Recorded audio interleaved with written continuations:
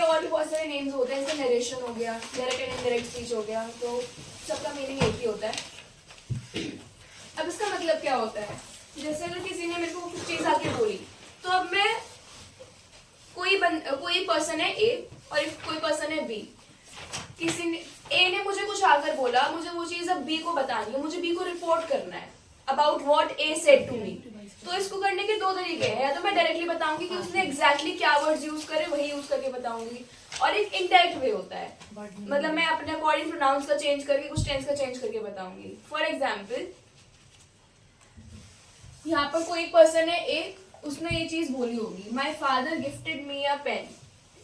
अब मैं इस चीज को दूसरे किसी पर्सन को कैसे बताऊंगी, इसके टू वेज है, direct and indirect. Direct speech में हम कैसे लिखते हैं, ए सेड, ये जो बाहर वर्ब यूज होती है कॉमास के बाहर, this is reporting verb,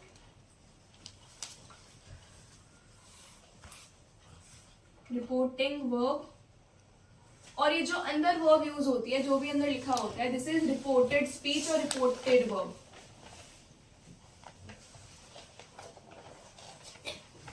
reported verb, alright. हाँ, तो अब डिफरेंस क्या है डायरेक्ट स्पीच में, ए सेड, अब उसने एग्जैक्टली क्या कहा वही हम सेम डायलॉग उसका यहाँ पर कॉपी पेस्ट कर देते हैं इन्वर्टेड कॉमास के अंदर, ठीक है।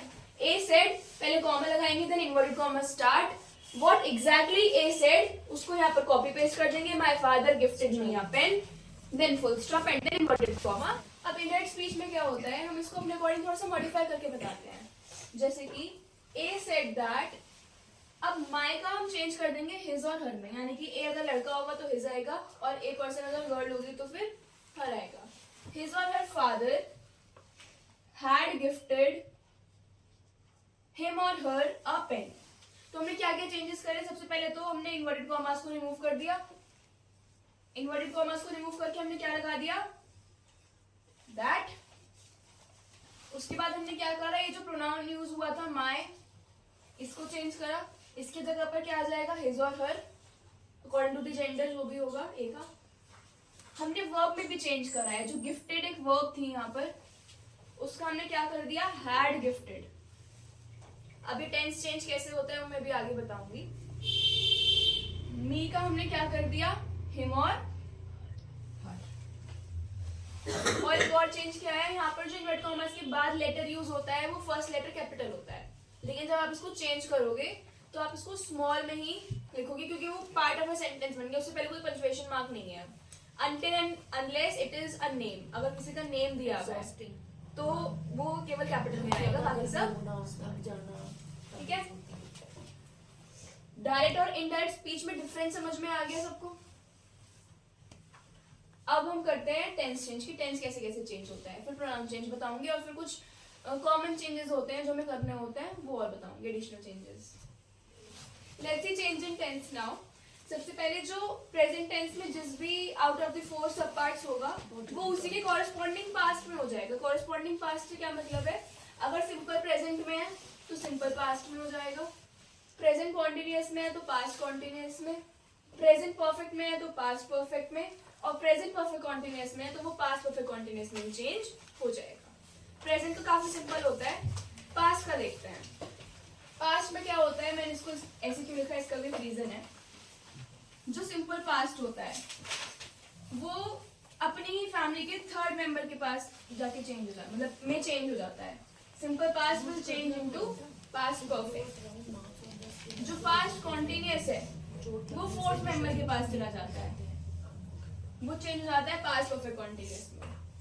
और पास्ट परफेक्ट कॉन्टिन्यूअस और पास्ट परफेक्ट और पास्ट परफेक्ट कॉन्टिन्यूअस में आगे कोई और मेंबर नहीं है जिसे वो स्किप करके जा सके, तो इसलिए इन दोनों में नो चेंज रहता है। आप देखो यहाँ पर क्या हुआ, एक स्किप करके आगे बढ़े हैं। सिंपल पास्ट में पास्ट कॉन्टिन्यूअस को स्किप करा और पास्ट परफेक्ट पर जंप कर लिया, और जो पास्ट कॉन्टिन्यूअस है उसने पास्ट परफेक्ट को स्किप करा और उसने सीधा पास्ट परफेक्ट कॉन्टिन्यूअस पे जंप कर लिया। लेकिन अब इन दोनों के लिए तो कुछ आगे बचा ही नहीं है जिसे वो स्किप करके जंप पे जाए, है ना, तो इसलिए इन दोनों में देयर इज नो चेंज, ठीक है। और फ्यूचर में भी कुछ ऐसे स्पेसिफिकली चेंजेस नहीं होते हैं, बस उसमें जो हेल्पिंग वर्ब्स यूज होती हैं विल और shall, they change into would most of the time. ज्यादातर केसेस में विल और शैल दोनों ही वुड में चेंज हो जाती हैं, शेल शुड में कब होता है? Only in the case of moral obligation. Moral obligation का क्या मतलब है? जब जहां पर आपको मॉरल ये चीज करनी चाहिए वाला सेंटेंस आ जाता है ना, जिसके हिंदी में कन्वर्ट करने पे एंड में चाहिए आए कि आपको ऐसा करना चाहिए, इसको हम बोलते हैं मॉरल ऑब्लिगेशन। ठीक है, मतलब आपकी ड्यूटी बनती है कि आपको ऐसा करना चाहिए। तो इसलिए केवल उसी केस में शेल जो है शुड में होगा, अदरवाइज शेल भी हमेशा विल और शेल दोनों ही वुड में चेंज होते हैं। ये चीज क्लियर हो गई? Okay, so now exceptions are everywhere. तो कुछ एक्सेप्शंस यहाँ भी हैं। अगर रिपोर्टेड वर्ब एक यूनिवर्सल ट्रुथ है, हैबिट है, किसी के रूटीन का पार्ट है, या फिर कोई फैक्ट कन्वे कर रही है, तो हम उसके टेंस को चेंज नहीं करेंगे। ठीक है, और मोस्टली जो ये सारी चीजें होंगी वो प्रेजेंट टेंस में होंगी। लेकिन ऐसा नहीं है कि हम पूरे प्रेजेंट टेंस को ही चेंज नहीं करेंगे। अगर प्रेजेंट टेंस इनमें से कोई चीज कन्वे कर रहा है तब हम उसको चेंज नहीं करेंगे पास्ट में। अभी एग्जांपल के थ्रू समझाऊंगी। और अगर रिपोर्टिंग वर्ब कौन सी होती है? जो इन्वर्ट कॉमा के बाहर यूज होती है। ठीक है, अगर वो प्रेजेंट में है यानी कि से या सेज है, या फिर फ्यूचर में है विल से है, तब भी जो रिपोर्टेड वर्ब है, जो इन्वर्टेड कॉमास के अंदर स्पीच लिखी हुई है, उसका टेंस चेंज नहीं होगा। और ये केवल चेंज इन टेंस की बात हो रही है, बाकी सारे चेंजेस होंगे, प्रोनाउन भी चेंज होगा, बाकी जो एडिशनल चेंजेस होते हैं वो सब होंगे, केवल टेंस चेंज नहीं होगा इन केसेस में। ठीक है, एग्जाम्पल दैट स्पीच में लिखा हुआ है teacher said that comma invert comma start the sun rises in the east. अब sun rises in the east ये तो यूनिवर्सल फैक्ट हो गया, तो यूनिवर्सल ट्रूथ हो गया कि सन हमेशा ईस्ट से ही राइज करता है। ठीक है, तो हम इसको जब इंडेक्स स्पीच में करेंगे तो हम बाकी सारे चेंजेस तो एज इट इज करेंगे, लेकिन जो टेंस का चेंज है वो नहीं होगा। यानी कि अभी ये सिंपल प्रेजेंट में लिखा हुआ है, according to the rule simple past में होना चाहिए था, लेकिन ये नहीं होगा। Reason being it is a universal truth. तो क्या हो जाएगा इसका? Teacher said that, invert comma से ताकि दैट आ गया, the sun rises in the east. और यहाँ पर आप देखोगे ये जो टी था यहाँ पर ये कैपिटल था, यहाँ पर ये स्मॉल हो गया। नेक्स्ट एग्जाम्पल देखते हैं। Rohit said my parents go for a walk daily. अब यहाँ पर एक वर्ड आ गया डेली, और डेली से हमें एक इंडिकेशन मिल गया कि ये ऑफ कोर्स एक रूटीन का पार्ट है। जो काम डेली हो रही है वो रूटीन का पार्ट हो गई ना, तो इसलिए इसका टेंस चेंज नहीं होगा, बाकी सारे चेंजेस एज इट इज होंगे। So Rohit said that his parents, देखो माई का हिज हो गया, प्रोनाउंस का चेंज हो रहा है, go for a walk daily, tense change नहीं होगा बस। Okay, so now let us see change in pronoun. Change in pronoun के लिए एक रूल होता है सन रूल, SUN वाला नहीं, SON वाला सन रूल। वो देखते हैं क्या होता है। SON को ऐसे लिख लो एक्सपैंड करके कैप्स में, और उसके नीचे नंबर्स मेंशन कर दो, उनकी जो पोजीशन है फर्स्ट, सेकंड एंड थर्ड। तो ये रूल क्या कहता है? जो भी फर्स्ट पर्सन प्रोनाउंस होंगे किसमें? रिपोर्टेड स्पीच में, जो ब्रैकेट के अंदर लिखी हुई है, जिस स्पीच को रिपोर्ट करा गया है, तो जो रिपोर्टेड स्पीच में फर्स्ट पर्सन प्रोनाउन होंगे जितने भी, जिनकी लिस्ट मैंने यहाँ पर लिख दी है, ठीक है, वो चेंज होंगे according to the subject. As for subject, तो जो फर्स्ट पर्सन प्रोनाउन है they will change according to the subject. ठीक है, जैसे आई यूज हो रहा है और जिसने बोला है, जो सब्जेक्ट है वो लड़का है, तो हम आई का क्या कर देंगे? ही। अगर लड़की है, फीमेल है, तो हम क्या कर देंगे? शी। ठीक है, और अगर सेकंड पर्सन प्रोनाउन है, सेकंड पर्सन प्रोनाउन में केवल यूई और यू की फॉर्म्स आती है, जिसको मैंने लिख दिया है यहाँ पे। It changes according to the object of the sentence. अब इसको विद एग्जांपल समझाऊंगी। ठीक है, कि ऑब्जेक्ट ऑफ द सेंटेंस किसे कहते हैं? जिसको बात कही जा रही है, जैसे अगर हम एक सेंटेंस लिखें कि A said to B, A said to B, अब क्या कहा? वो कुछ भी हो सकता है। ठीक है, तो यहाँ पर जो ए है ये होता है सब्जेक्ट, और जो बी है जिससे कहा गया है वो होता है आपका ऑब्जेक्ट। ठीक है, तो जो यू, अगर यू यूज हो रहा है रिपोर्टेड ब्रैकेटेड स्पीच में, जो ब्रैकेट के अंदर स्पीच लिखी है उसमें कहीं भी यू, योर्स, योर ये वर्ड्स यूज हो रहे हैं तो वो ऑब्जेक्ट के अकॉर्डिंग चेंज होगा। जो ऑब्जेक्ट का जेंडर होगा उसके अकॉर्डिंग ये चेंज हो जाएगा। ठीक है, अभी एग्जांपल समझेंगे तो बेटर समझ में आएगा। एंड जो थर्ड पर्सन प्रोनाउन होते हैं, N stands for no change, उनमें कोई भी चेंज नहीं होता। जो थर्ड पर्सन प्रोनाउन है दे रिमेन सेम। ओके, अब इसको एग्जांपल से समझते हैं। Okay, so first example, Rohit said to Karan, you can not talk to me like that. ठीक है, रोहित, सेड टू चेंज होता है टोल्ड में। सेड टू किस में चेंज होता है? टोल्ड में।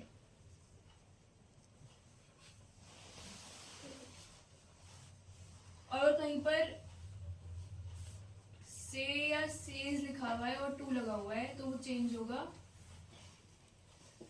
टेल में या टेल्स में। अगर से है तो टेल और अगर सेज है तो tales.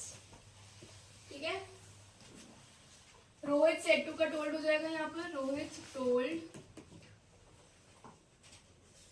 Karan,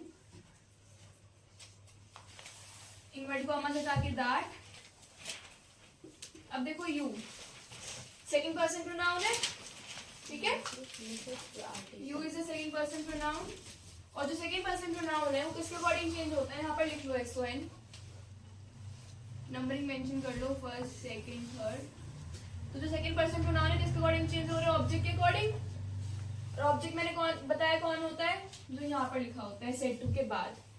and Karan is a boy, तो हम यहाँ पर क्या लिख देंगे? यू का ही, और स्मॉल लेटर में कैन का कुड हो जाएगा।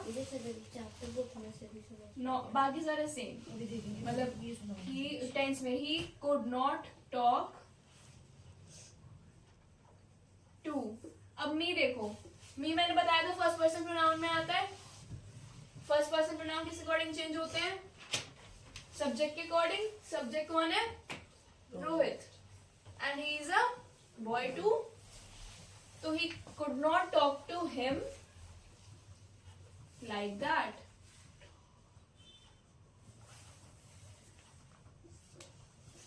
समझ में आ गया? Tense change, sorry pronoun change. Second देखो, mister Murali said to Priya, I want to be, sorry, mister Murali said to Priya, I want you to be attentive. ठीक है,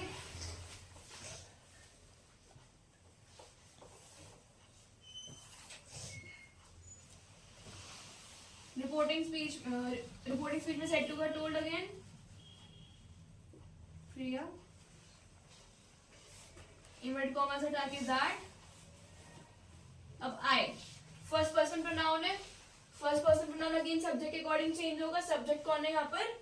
मिस्टर मुरली, मेल कैरेक्टर है, दिख रहा है। तो mister Murali told Priya that he want, simple present में है, इसको सिंपल पास्ट में कर देंगे। He wanted, now you, you is a second person pronoun, और सेकंड पर्सन प्रोनाउन किसके अकॉर्डिंग चेंज होगा? ऑब्जेक्ट के अकॉर्डिंग। ऑब्जेक्ट कौन है यहाँ पर? Priya, and Priya is a female character, तो यू का क्या हो जाएगा? नो, यहाँ पर हर होगा। He wanted her. आपको टाइप ऑफ प्रोनाउन भी देखना पड़ेगा कि कौन सा यूज हो रहा है। जिस टाइप का हो रहा है उसी टाइप में चेंज करना है। Her to be attentive. बच्चे अपने टेम्पर खो देते हैं, ज्यादा जिद करते हैं, एक्साइट हो जाते हैं। मैंने भी वहां पर जो आपको प्रोनाउंस चेंज बताया था वहां पर लिखा था सब्जेक्टिव प्रोनाउन, ऑब्जेक्टिव प्रोनाउन और पजेसिव प्रोनाउन। तो जिस टाइप का प्रोनाउन है वो उसी टाइप के प्रोनाउन में चेंज होगा। यहाँ पर जो यू है it is objective, you as a object use हो रहा है ना। आई वॉन्ट यू, आई तो सब्जेक्ट हो गया, यू ऑब्जेक्ट हो गया, तो वो ऑब्जेक्टिव में ही चेंज होगा, दैट इज हर। नोट्स में देखना पीछे वीडियो में जाके, तो वहां पर मेंशन किया हुआ है मैंने subjective, objective and possessive pronouns. तो उसके अकॉर्डिंग चेंज करना होता है। क्लियर हो गया? नेक्स्ट देखते हैं। ओके, सो कुछ एडिशनल चेंजेस होते हैं, उनकी लिस्ट मैंने यहाँ पर लिख दी है, बट ये सबसे मोस्ट कॉमन वाले, लेकिन इनके अलावा भी हो सकते हैं। जो मोस्ट फ्रीक्वेंटली यूज होते हैं वो मैंने यहाँ पर लिख दिए हैं। दिस का दैट हो जाता है डायरेक्ट स्पीच में। अगर डायरेक्ट स्पीच में कहीं पर भी दिस यूज हो रहा है तो डायरेक्ट स्पीच में दैट हो जाएगा। दीज का दोस, नाउ का देन। अब यहाँ पर देन दो होते हैं, THEN एंड THAN। यहाँ पर THEN वाला यूज होगा।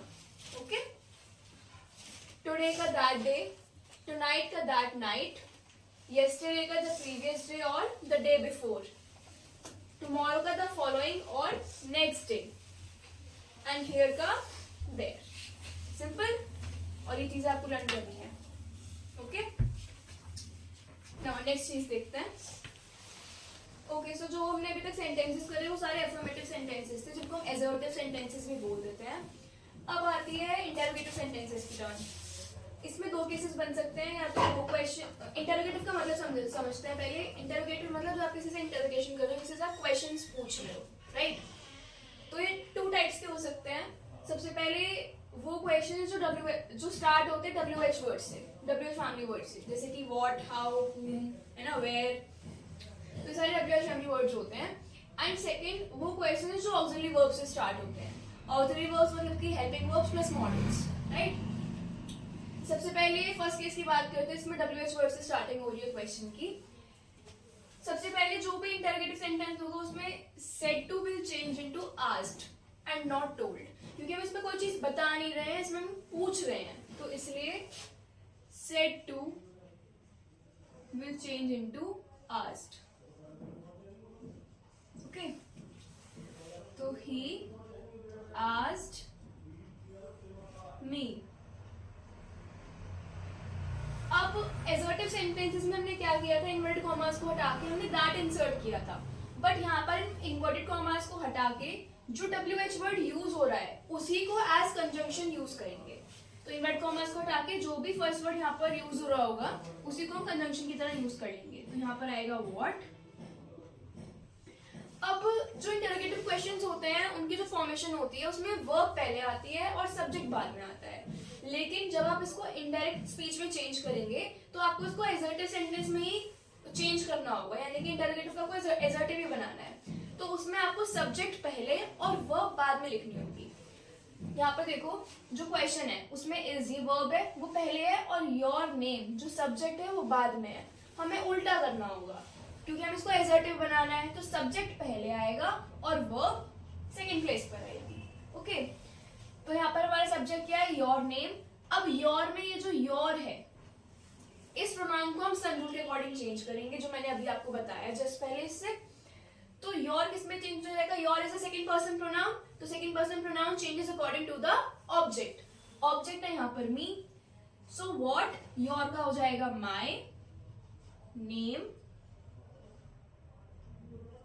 अब इज है, इज होता है हमारा यूज प्रेजेंट टेंस में, और पास्ट में जो हेल्पिंग वर्ब होती है दैट इज वाज एंड वर। तो हमने जो माय नेम सब्जेक्ट है उसके अकॉर्डिंग अगर हम वाज वर में से देखें तो वाज आएगा क्योंकि सिंगुलर है। तो इन दैट स्पीच में क्या सेंटेंस बन गया, he asked me what my name was. Okay, अब सेकंड देखते हैं। सेकंड में क्या क्या सही है, जो क्वेश्चन है it is starting with the helping verb और ऑक्सिलरी वर्ब। इसमें भी ही सेड टू का आस्क्ड होगा, ही आस्क्ड जानवी। अब यहां पर हम इन्वर्टेड कॉमास को रिमूव करके दो कंजंक्शन यूज कर सकते हैं, इफ और वेदर। कौन कौन सी, इफ और वेदर। देखो इफ की स्पेलिंग में तो बहुत सिंपल सी आई है, सबको पता होती है, but whether most of the students जो है वेदर की स्पेलिंग में मिस्टेक करते हैं और कई बार टीचर मार्क्स कट कर लेती है। तो to be on a safer side आप इफ यूज करो, और अगर वेदर यूज कर रहे हो तो स्पेलिंग ध्यान में रखना, वेदर मौसम वाला वेदर नहीं है, यहाँ पर एक कंजंक्शन वाला वेदर है, तो स्पेलिंग इज डिफरेंट। WEATHER नहीं, WHETHER वेदर, ये वाला वेदर यूज करना है। तो he asked Janvi, invert commas को हटा के इफ और वेदर में से I am using if here.